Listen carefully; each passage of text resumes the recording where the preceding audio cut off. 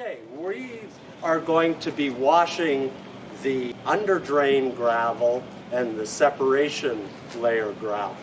And now I'll demonstrate this. So I'll take some water, put it in here, and I can mix it around like this.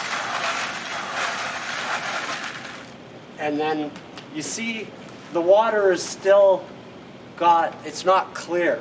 Pour that not clear water off and continue to wash that material until it's completely clear. But if you've got plenty of water, you can actually take the material and put it on a screen. We can either pour water onto it, which will wash off the sediment, or if we have a hose, we can take our hose and spray it off. And then we can ensure that there's no sediment left on it through doing a jar test. We kind of shake it up a bit, and we want to make sure that the water in there is clear. When we install the filter, we have the under drain gravel, we have the separation layer gravel, and then we have all the sand. We want to ensure that they're clean. Okay, I just took a sample from what was already washed, and there's still a bit of suspended material. I can see there is some organic material floating around in there. So this material is not washed enough. So we're just gonna wash this a little bit more.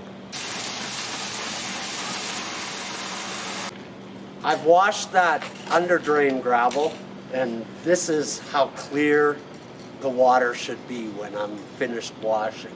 So we want this level of clarity, this level of cleaning for both the under drain gravel and the separation layer gravel.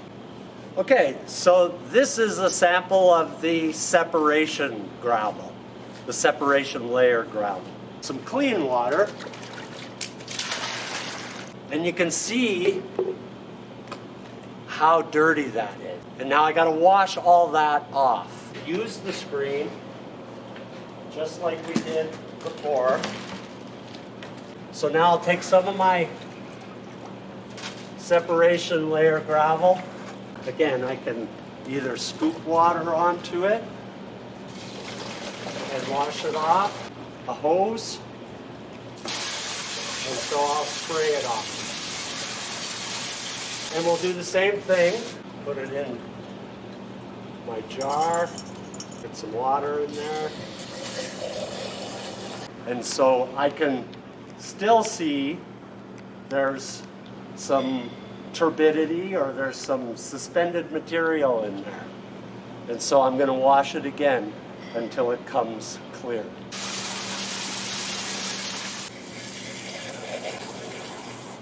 And so you can see that now the water is completely clear and there is no sedimentation or anything floating around in there. So we've got our separation gravel is now clean and ready for installation.